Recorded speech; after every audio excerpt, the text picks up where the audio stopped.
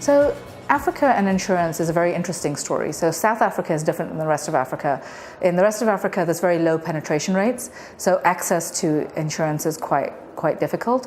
In South Africa, on paper, the penetration rate looks actually very high and actually very comparable to the developed world. But when you start looking at who is insured, it's still not broad enough, and it's still not getting the sectors of society that really need insurance. And so there is a real issue here, and especially when you look at the fact that in South Africa there's over 50% of the youth are not able to find jobs, and you look at the poverty levels in a lot of these countries, and you really look at the real problems that we're trying to solve in Africa.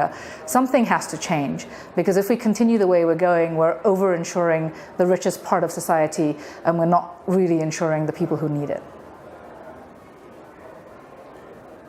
One of the things I love about Kenya, and I'm a little bit biased because I'm Kenyan, but one of the things I love about Kenya is there's a real entrepreneurial culture there, and it's part of the history and the culture of the country. It's been a real melting pot in terms of diversity if you think about how many people have sort of either owned Kenya for a while, or run Kenya, or been in Kenya, or traveled through Kenya. So there's a lot of diversity, and I think that really breeds innovation. There's also this sense of we're not waiting for someone else to fix our problems, that we're just going to fix them ourselves. And so as a result, you see things like M-Pesa, which is the first mobile payment system in the world, was invented in Kenya. The same thing with Emakiba, which is a new mobile retail bond offering, which is again a first in the world. The iHub in Kenya is coming out with some amazing innovations. And I travel there frequently, and some of the banks that I speak to are moving fully to digital in an era where a lot of banks are still thinking about what that digital strategy might look like. And so for me, it's really an excellent example of where if you've got real focus and a can-do attitude and entrepreneurship and that diversity, you come up with real innovation and move really quickly on it. So I'm really hoping that we can have the type of disruption that can help bring all of society up. So if I look at things like blockchain, for example, what that can bring in terms of smart contracts and making contracts more accessible across people, peer-to-peer insurance can also widen financial inclusion and allow more people to access the process. Also, when you look at AI and wearable technology and what that can do and allow more insurers to sort of see the risk better of who they're insuring, but also allow people to be healthier because they can monitor, what their health is like, or even, with driving telematics, they can monitor how they're driving, and safer drivers get rewarded. And so I'd love to see those types of disruptions really take root and allow insurance to be more accessible to more people. What I'm expecting is that a lot of large insurers are going to be taken by surprise, because what happens is you're looking at your competition when actually you should be looking at the startups, and you should be looking at the new type of customers.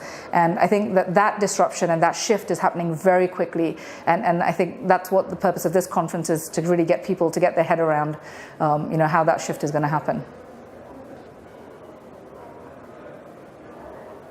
I think African insurance is absolutely ripe for disruption, but also is in a position where we really can leapfrog developed economies in the way that we find solutions, because we don't have legacy infrastructure to pull apart.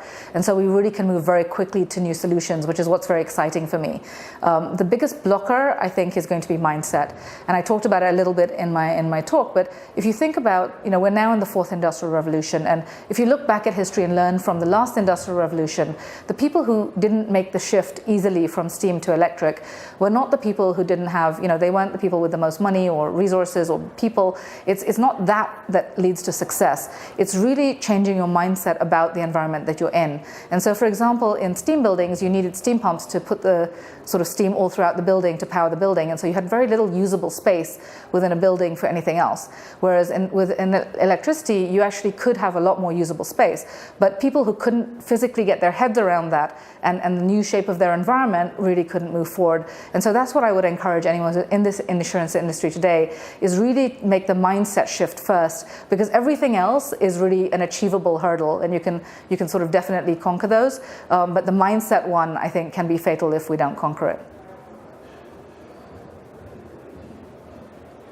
Yeah, absolutely. I think we're moving away from companies, and this is, what everyone calls the Uberization of the world. So Uber, Airbnb, Amazon, they're all platform companies who are providing services on a platform, and very much so within our world, we have had to move the same model. So we've moved away from being the data provider or the news provider for everything to really creating platforms where startups can play, where established content providers can come and play, and where our customers can access everything they need in one place. And I think that's going to be an important mindset shift for insurance companies to start thinking about how do we create industry platforms that allow customers to have better customer service and allow insurance companies to better see ahead and manage the risk better.